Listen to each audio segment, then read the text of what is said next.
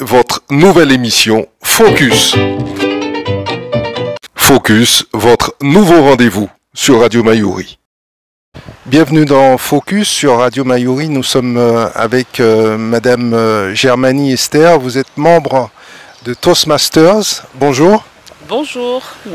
Est-ce que vous pouvez nous présenter Toastmasters? Toastmasters, c'est une institution internationale qui est spécialisée dans la prise de parole en public et dans le développement du leadership. Toastmasters existe depuis 1924. En fait, en octobre dernier, il fêtait 99 ans. 99 ans que ça existe. 99 ans que ça fabrique des bons communicateurs et des leaders. Comment avez-vous découvert Toastmasters? Personnellement, j'ai découvert Toastmasters lorsque j'habitais à Los Angeles, c'était en 2007. Et un colocataire m'a dit que tu devrais aller chez Toastmasters. Je lui ai dit, ah oui, Toastmasters? Il m'a dit oui. J'y suis allée, effectivement. Et à ce moment-là, j'avais vraiment besoin de projeter ma voix, en fait, que mon volume soit un peu plus fort et de me faire entendre, au fait. Vous étiez parti aux États-Unis pour les études? Pour travailler. Combien d'années aux États-Unis? 3 ans et demi à Los Angeles. C'était merveilleux tous les jours, en fait. Arrivé là, j'avais l'impression d'être en vacances, mais je me disais, ah mais non, je ne suis pas en vacances, j'y suis pour de vrai. Et je travaille. J'avais besoin d'avoir cette expérience-là. Comme je suis bilingue de nature, j'avais besoin d'être 24 heures sur 24, 7 jours sur 7 dans un environnement anglophone, en fait. Et ça s'est fait. Les Antillais sont représentés en nombre à Los Angeles? Et les Guyanais aussi? Représentant, je ne sais pas, mais en tout cas, j'avais un petit cercle d'au moins 5 compatriotes. Oui, c'est ça, on se retrouvait. C'était intéressant. Et depuis toutes ces années que vous faites partie de Toastmasters, parlez-nous un petit peu de votre évolution, de ce que ça vous a apporté. Ce que ça m'a surtout apporté, c'est la confiance en moi et le fait de pouvoir oser parler. Oser dire ce que j'ai à dire et ne plus retenir, mais savoir le dire aussi de façon structurée. C'est surtout ça en fait, c'est pouvoir communiquer. Oui. Vous cherchez à créer un club en Guyane? Effectivement, le savez-vous? Oui, Toastmasters est bien présent dans la Caraïbe, en Martinique, Haïti, un peu partout, mais il n'y a pas de club en Guyane. Et étant donné que j'y suis en ce moment, donc je me dis, pourquoi pas? Parce que Toastmasters est un outil formidable, un outil qui permet de pouvoir évoluer dans l'art oratoire, pouvoir monter en compétences, pouvoir s'exprimer. On peut faire différentes choses. On peut, par exemple, mener des réunions, organiser tel ou tel projet, ou alors tout simplement asseoir sa confiance. Chose très importante en fait, la confiance en soi. Et quelles sont les conditions, les critères, les obligations pour pouvoir créer ce club? Alors, pour créer un club Toastmasters, il faut avoir au moins 20 adhérents. Et donc ça, c'est le critère premier.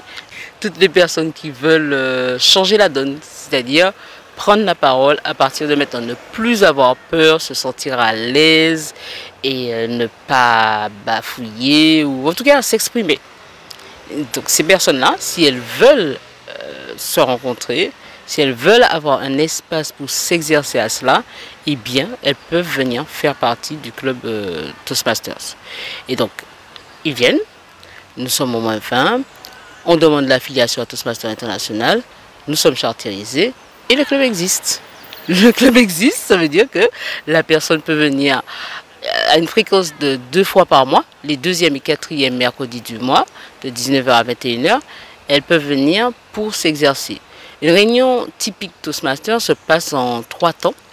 Un premier temps, c'est pour les discours préparés. Ce qu'on appelle les discours préparés, ce sont des petites présentations de 5 à 7 minutes. Et puis après, il s'agit du temps des improvisations. Il faut répondre là à une question impromptue. On a 1 à 2 minutes pour y répondre. Et le 3e temps fort, ce sont les évaluations. Et c'est là qu'on a un retour pour savoir comment on a été. Si on a pu observer le temps imparti, rester dans le temps imparti, si notre grammaire, elle était au point, si nous avions fait des fautes ou bien si nous avions utilisé de belles tournures ou de moins bonnes. Et à ce moment-là, on a des suggestions d'amélioration. Est-ce qu'on a aussi fait beaucoup d'hésitations? Parce que figurez-vous, il y a un compteur des hésitations. Les personnes qui font des des répétitions, eh bien, on les comptabilise pour leur faire prendre conscience. Parce que souvent, on n'a pas conscience de cela. Mais quand on sait que on a fait 5 heures. Ok, d'accord. Ben, on tâche de s'améliorer pour la prochaine fois. On ne travaille pas uniquement l'éloquence, mais on travaille également la grammaire, l'orthographe. Et aussi beaucoup l'écoute active. Parce que pour les discours, par exemple, il y a un évaluateur des discours. La personne doit écouter attentivement l'orateur pour voir s'il a atteint les objectifs qui s'étaient fixés. Parce que chaque orateur, ils ont un parcours. Il y a quelques 11 parcours qui existent selon les compétences qu'on veut développer. Eh bien, on choisit tel parcours. Par exemple, maîtrise des présentations, c'est un des parcours. Et il y a plusieurs niveaux. Il y a 5 niveaux à atteindre. Donc, selon ce qu'on a choisi, on a on va dire des exercices, en fait, des objectifs à atteindre, des pratiques à faire, c'est-à-dire les différents discours avec des thèmes, pas un thème particulier, mais un objectif particulier chaque fois. Et donc on les atteint, on travaille avec son évaluateur qui nous donne le retour, mais il y a aussi un accompagnateur, ce qu'on appelle mentor chez nous, au fait, et qui aide pour la réalisation de ces discours. Et une fois que c'est atteint, eh bien, on gravit les échelons, on est reconnu et c'est ainsi. Vous êtes en Guyane, à Saint-Laurent plus précisément. Comment faites-vous malgré tout pour continuer à progresser? Eh bien, je ne sais pas si je peux dire grâce ou bien, en tout cas, Covid étant, la plupart des clubs Toastmasters étaient passés en visioconférence et ils y sont encore pour ceux qui ont choisi de rester.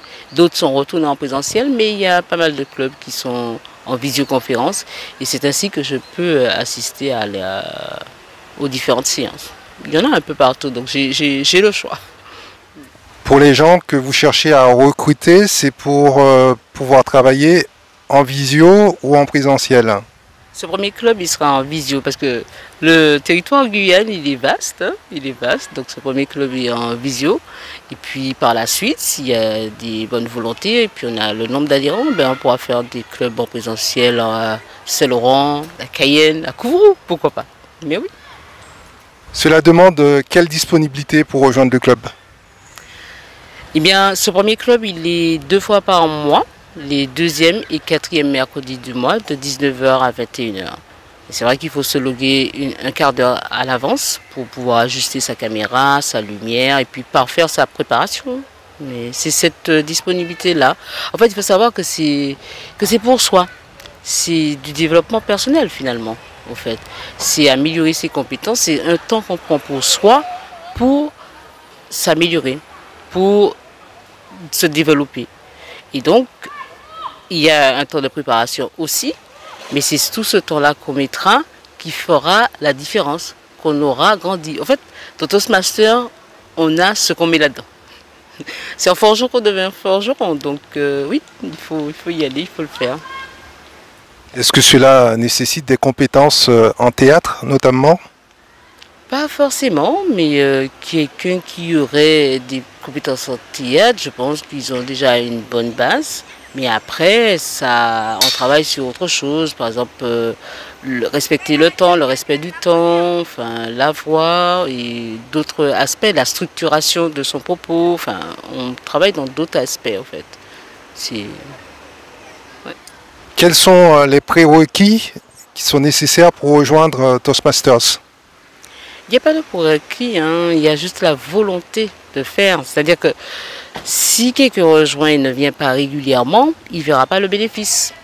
Donc c'est avoir la motivation nécessaire d'être membre, de vouloir vraiment se développer, vouloir participer, la nécessité de participer aux réunions, c'est la seule chose, hein, ce que je vois. Il y a un coût pour l'admission? Il y a un coût, effectivement. Il est de 160 € par an. Ça veut dire que pour cela, on paye l'abonnement à Toastmaster International, qui est de 6 mois, 2 fois 6 mois à 60 €, 20 € de droit d'entrée, et puis 20 € qui restent pour le club, pour les différents frais, Zoom, les récompenses, etc. Oui. Pour faire partie de Toastmasters, faut-il maîtriser l'anglais? C'est bien de le faire, effectivement, parce que il y a du matériel en anglais, mais le matériel chez Toastmaster est traduit dans les 8 langues principales. Donc pour les francophones, le matériel est en français, le site, leur espace dédié sera en français, mais Toastmaster, savoir maîtriser l'anglais, c'est un plus dans la mesure où ça facilite le réseautage, enfin dans la Caraïbe en tout cas, la Caraïbe anglophone, puisqu'on se réunit au moins une fois par an. L'année prochaine, ça va être à Trinidad and Tobago au mois de mai, où on est tous attendus pour pouvoir faire partie de cette grande famille et donc réseauter. Enfin, savoir l'anglais, c'est un plus pour pouvoir réseauter, pourquoi pas. Oui. Et quelles sont les personnes qui auraient le plus besoin à rejoindre un Toastmasters? Est-ce des personnes un peu introverties, qui ont peu confiance en elles?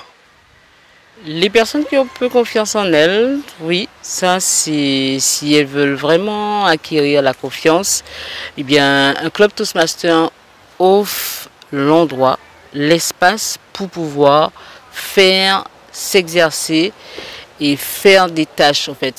C'est-à-dire que plus elles vont faire ces tâches-là, qu'elles vont voir qu'elles vont réussir à ces tâches, elles vont prendre confiance et c'est un endroit pour cela. Et également pour les autres personnes qui sont déjà un petit peu plus aguerries, vous savez, avec l'art oratoire, mais peut-être qu'elles ne savent peut-être pas parler dans un temps imparti, peut-être. Ou alors elles ne savent peut-être pas suivre quelqu'un, donner des conseils. Parce qu'il y a aussi cette partie où on peut être mentor de quelqu'un au sein de Toastmaster. Donc toutes ces choses-là, c'est pour ces personnes aussi. Est-ce que vous pouvez présenter pour nous, alors ça n'a pas été préparé, hein, je le dis pour les internautes et auditeurs, un pitch sur la Caraïbe, les avantages, les inconvénients d'habiter une île de la Caraïbe. Un pitch de 2 minutes. Nous vivons dans un monde qui est vraiment énorme, il est vaste, il est multiple et il est varié. Mais il y a un petit coin de ce monde qu'on appelle la Caraïbe. La Caraïbe, chers amis Toastmasters, futurs Toastmasters et auditeurs, c'est le coin idéal pour pouvoir habiter. Croyez-moi, j'ai habité Los Angeles, j'ai habité la France, j'ai habité la Martinique. C'est une voyageuse qui vous parle. Ce que j'ai découvert à la Caraïbe, c'est énorme, comme je vous disais déjà. Il y a les personnes diverses et variées. Il y a la culture diverse et variée. Vous avez la Caraïbe francophone, la Caraïbe anglophone. Et puis, il y a tous les créoles qui existent dans la Caraïbe. Il y a aussi la diversité culinaire. Ah ça, oui, c'est tété douette, comme on dit. Vous avez le colombo, vous avez le fixe salade, tout doit venir de cette Lucie. Et il y a encore d'autres mets que je ne connais pas bien, mais en fait que je savoure déjà. Donc la Caraïbe, c'est un peu toutes ces choses-là, tous ces trésors, que ce soit culturel, que ce soit social, que ce soit la qualité de vie. Alors pour tout ça, je dois vous dire que la Caraïbe, c'est l'endroit où il faut habiter. Venez, vous n'allez pas regretter. Félicitations, on voit à quel point effectivement vous avez développé de l'aisance et de l'assurance à l'oral. Je vous laisse en juger. Merci. Et c'est à la portée de n'importe qui, cela. Ah oui, c'est à la portée de n'importe qui. Ça, je peux vous le garantir. C'est vraiment à la portée de n'importe qui. Mais c'est simple, en fait. Plus on fait, plus on arrive à faire. Plus on fait, plus on arrive à faire. Et je le répète une dernière fois, plus on fait, plus on arrive à le faire. Et pour vérifier cela, il faut venir le faire. C'est ça. Et quels sont les objectifs que vous vous êtes fixés en termes de timing pour la création de ce groupe en Guyane? Eh bien, ce serait bien que ce soit fait d'ici la fin du mois de décembre. Ce serait un véritable cadeau de Noël, n'est-ce pas? Et puis repartir en nouvelle année en beauté. Voyez? Parce que ça veut dire que l'année prochaine, quand Toastmaster International va fêter ses 100 ans, eh bien le club Toastmaster de la Guyane aura un an. C'est sympa ça aussi. Comment peut-on vous contacter? Comment peut-on s'inscrire? On peut nous contacter au 06 94 25 06 40.